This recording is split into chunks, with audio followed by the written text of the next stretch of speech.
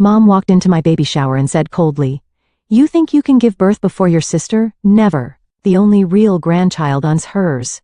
Hen, she lifted her foot toward my stomach. I curled up in pain as my sister sipped her wine and smirked. No one needs an unwanted child in this family, right? Then, a low voice came from behind. Their faces turned pale. This moment should have been the happiest of my life. I'm a marketing director at a prestigious advertising agency, living in a penthouse on the Upper East Side overlooking Manhattan. I'm in my second year of marriage to James, an executive at an IT startup, and now I'm carrying our much-anticipated first child. I'm 7 months pregnant, and my doctor has given me a clean bill of health.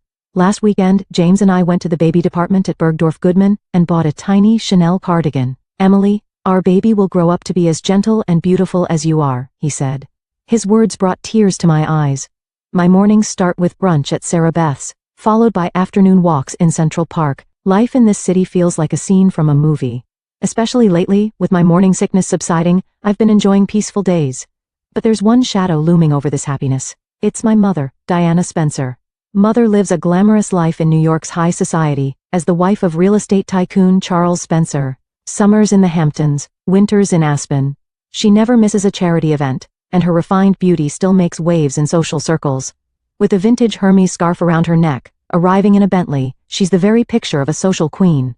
My sister Karen is a successful model, now engaged to a famous actor. To Mother, Karen is the perfect daughter. She's the center of attention, radiating the kind of brilliance worthy of the Spencer name. Photos of her vacationing on private yachts grace weekly magazines, and her social media following grows by the day. 20 years ago, my parents divorced. Since then, I've had no contact with Father. Mother kept saying, "Forget about that man," and blocked all letters and messages from him. Christmas cards, birthday cards, all probably disposed of without ever being opened. Everything changed with my pregnancy. Mother and Karen's attitudes suddenly turned cold. When Karen's fiancé suddenly expressed his desire for children, Mother declared, "Karen's child will be my true grandchild." She announced this in the reception room adorned with family portraits, while fidgeting with an heirloom ring. When I met Mother on Madison Avenue, she grimaced at the sight of my belly. "You always disappoint me," she said. Her words cut through the silence of the luxury boutique like ice. Next week, I'm hosting a baby shower at the Plaza Hotel.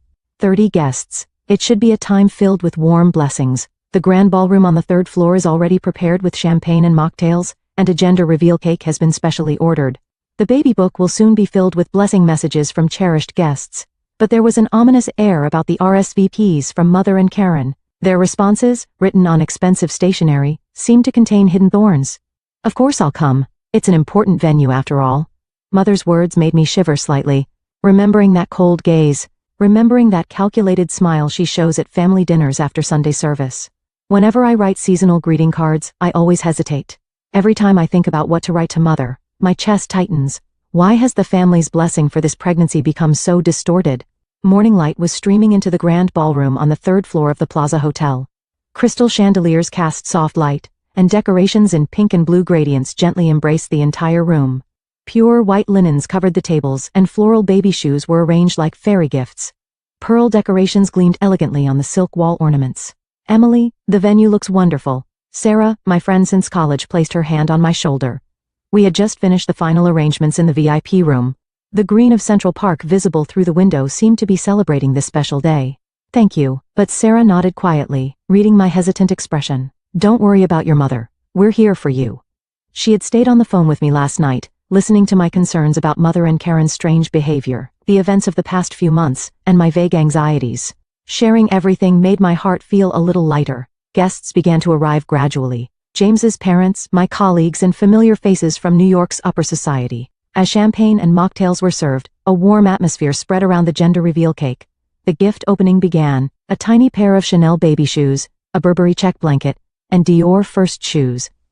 Each gift was thoughtful and precious. Oh, how adorable.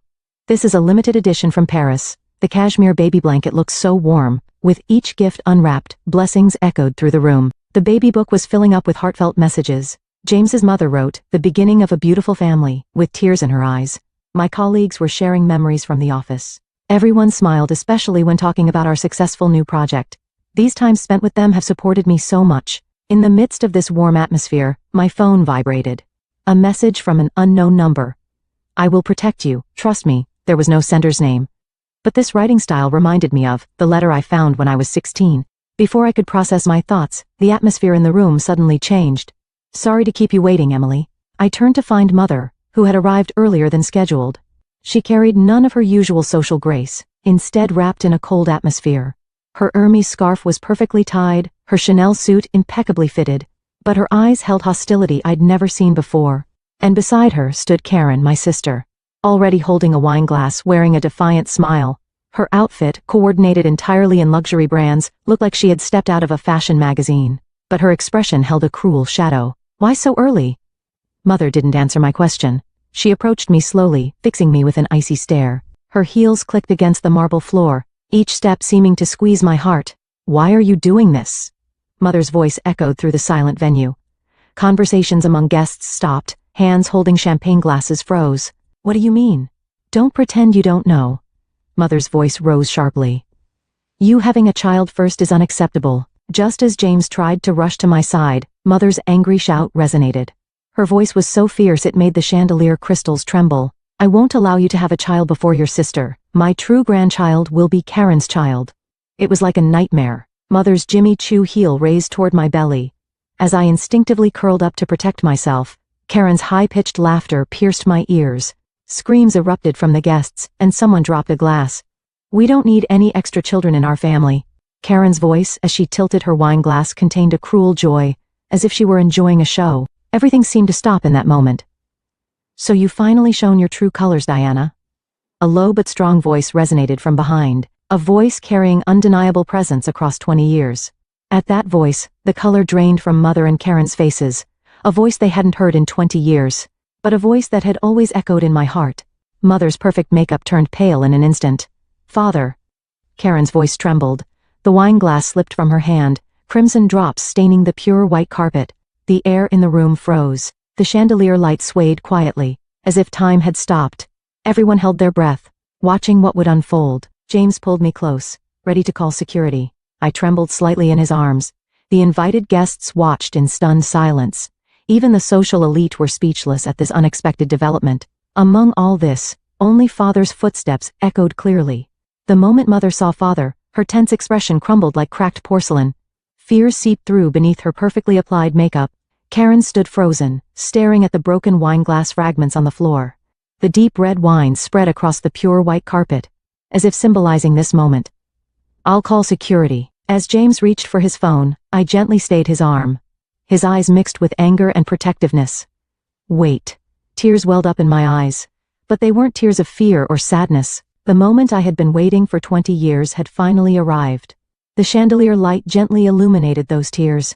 Father slowly crossed the venue. His pace wasn't hurried, but each step held firm resolve. In his navy suit he looked exactly as I remembered him, as if time had stopped. There was deep wisdom and kindness etched by 20 years. Emily. Father called my name. His voice carried 20 years of feelings. I stepped out of James's arms, stumbling slightly. As I took a step toward Father, memories flashed through my mind. A summer day when I was 16. A letter I found by chance in Mother's study. A thick envelope hidden in the back of an antique desk drawer. To my beloved daughter. Since Mother probably confiscates all my letters, this one may not reach you. But I'll keep writing, believing that someday, these words will find you. Since that day, I secretly searched for letters hidden in Mother's study. One every month, without fail, sometimes sneaking in while Mother was out, sometimes in the dead of night. The letters I found were carefully stored in my treasure box. I'm always watching over you. On your high school graduation day, you looked up at the sky. Beyond that sky, I was watching you too. That navy gown suited you perfectly. Your university award ceremony was wonderful. I wanted to be in the front row, but that wasn't possible. Still, your radiant smile was clearly visible even from the back of the hall. Your speech was moving. I heard you got a job at an advertising agency. It's just like you to make such a choice. A place where you can use your creativity and intelligence. I'm proud of you. You must have been nervous on your first presentation day, but I'm sure you achieved excellent results. The letters had a P.O. box address, but I could never send a reply. Mother's watchful eye wouldn't allow it. She checked my every move almost daily.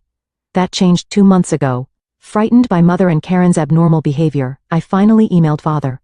I remember my finger trembling as I pressed the send button. Dad, I've been reading your monthly letters since I was 16. Now, I need your help. I want to protect this child. The reply came hours later. My heart leaped at the late-night notification sound. I'll be there. Leave it to me. I won't leave you alone again. And when I told him the baby shower's date and location, Father replied with just one line. Emily, I won't let anyone hurt you anymore. I promise. Emily, come here. Father's voice brought me back to reality. That's when Mother screamed. Her voice had completely lost its former elegance. You have no rights. Where were you these 20 years? Father answered in a calm voice filled with deep conviction. Rights? I do have rights. The right to protect my daughter, and now, to protect my grandchild too. James stood beside me. His presence gave me great courage. You must be Emily's father. Yes, a father who has thought about his daughter every day for 20 years. The two men exchanged a firm handshake. In that moment, I understood. This was my true family. Warm bonds embraced this place. As Mother tried to raise her voice again, the venue doors opened. The heavy doors opened quietly but surely. Please escort these people out. James's voice carried dignified authority. We'll report this attempted harm to an unborn child to the police. All security camera footage has been preserved. Mother and Karen turned back as they were led away by security. Mother's perfect makeup had crumbled, revealing her true face. Emily, you're a Spencer. No, I said firmly for the first time. I am my father's daughter. And I'm going to be this child's mother. As we watched Mother and Karen being escorted away by security, Father quietly placed his hand on my shoulder. The warmth of that hand seemed to fill 20 years of emptiness. We need to talk about the truth from 20 years ago. You have the right to know everything.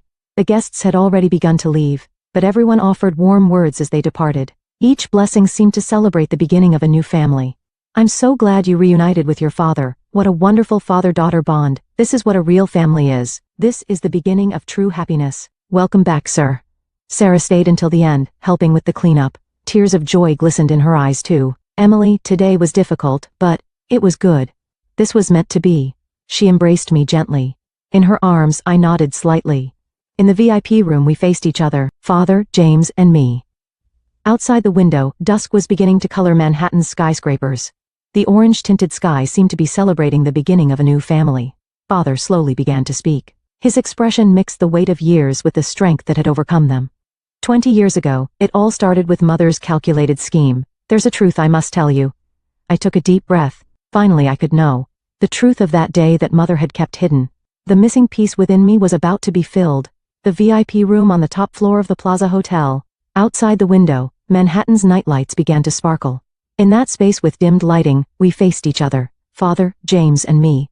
Father slowly picked up a scotch glass. His gesture carried the weight of the truth he was about to tell. 20 years ago, my company was at a major turning point. Father's voice filled the room quietly but surely. It was a time when many companies were struggling after the IT bubble burst. But my company was entering a growth phase. Our new business model was finally beginning to bear fruit. James nodded in understanding. As someone in the business world himself, he grasped the meaning. Around that time, Mother met Charles Spencer, the real estate tycoon. At first I thought it was just a chance meeting at a charity party. Father gazed slowly at the amber liquid in his glass. But it wasn't chance. It was all part of a plan Mother had meticulously prepared. I caught my breath. Actually, for 6 months before that, Mother had been gathering information about the Spencer family. Charles Spencer's preferences, behavior patterns, and even his asset details. Father's words froze my heart. The first sign was Mother's change. She suddenly became obsessed with certain charity events. Later I learned they were all events Charles Spencer was involved in.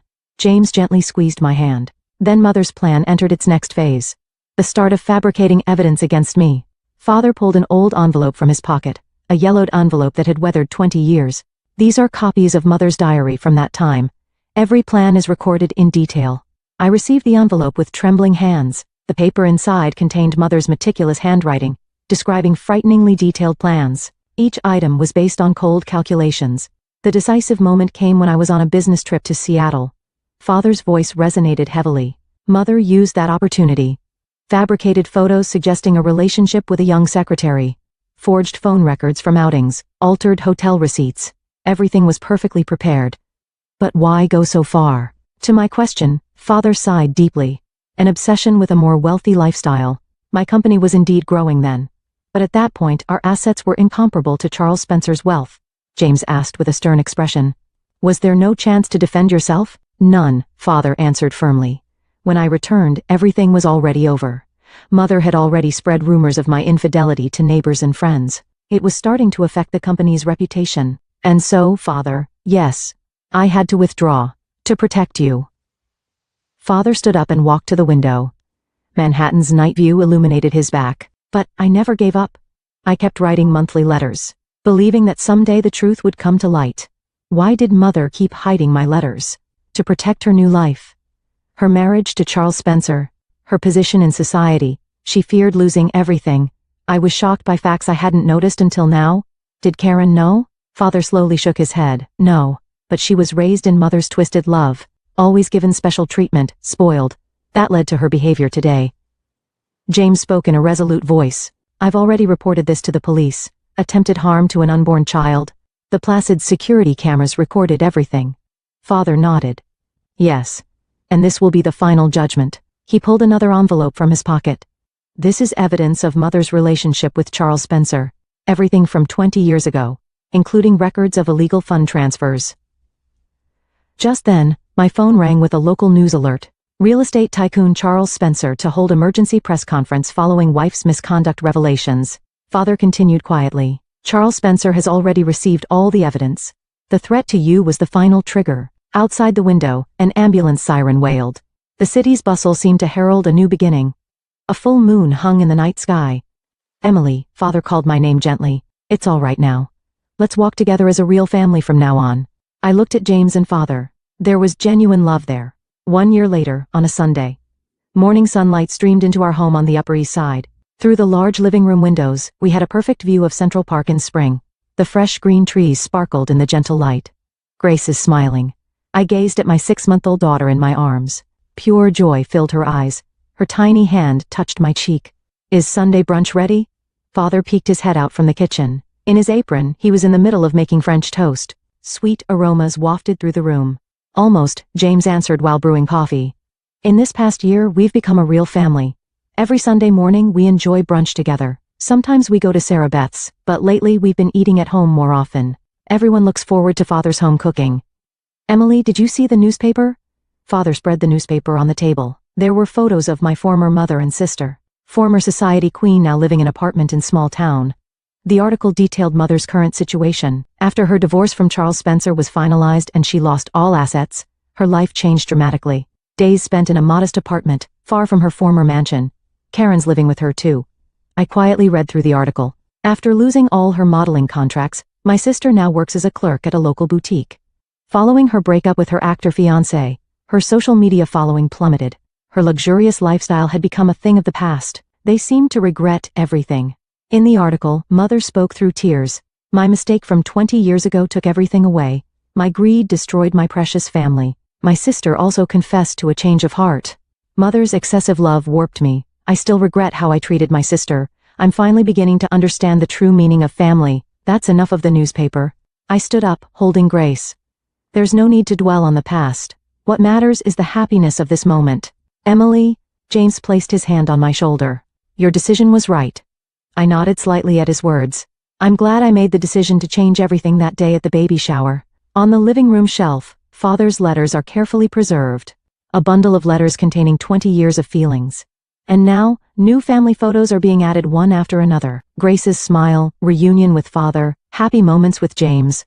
Outside the window, spring breeze rustled the fresh green leaves. Oh yes, I'm thinking we should go to the Hampton House next weekend, Father said while plating French toast. I want to create new family memories. How about playing with Grace by the sea? That sounds wonderful, I smiled naturally. Warm dishes were laid out on the table. French toast, scrambled eggs, bacon, and Father's special blueberry sauce. Let's eat. As the three of us spoke in unison, Grace laughed happily. Her smile in the morning light was precious beyond words. The doorbell rang, and Sarah arrived. She had become a regular at our weekly Sunday brunches. Oh my, today's French toast looks absolutely delicious. She too had become an essential member of our family. Outside the window, the spring sunlight grew even brighter, as if announcing the beginning of a new season. In this moment, I was truly happy. Father's love, James's support, Grace's smile, and the countless memories we would create from now on. This is what a real family looks like. Father spoke quietly but firmly. Let's keep walking this path together, I answered, putting everything into these words. Yes, of course, Dad. Grace smiled again. In her eyes, our family's happy future seemed to be reflected. In the photo frame by the window, Father's old letters caught the gentle light. They continue to watch over us, transcending 20 years of time, as eternal proof of the bond between father and daughter.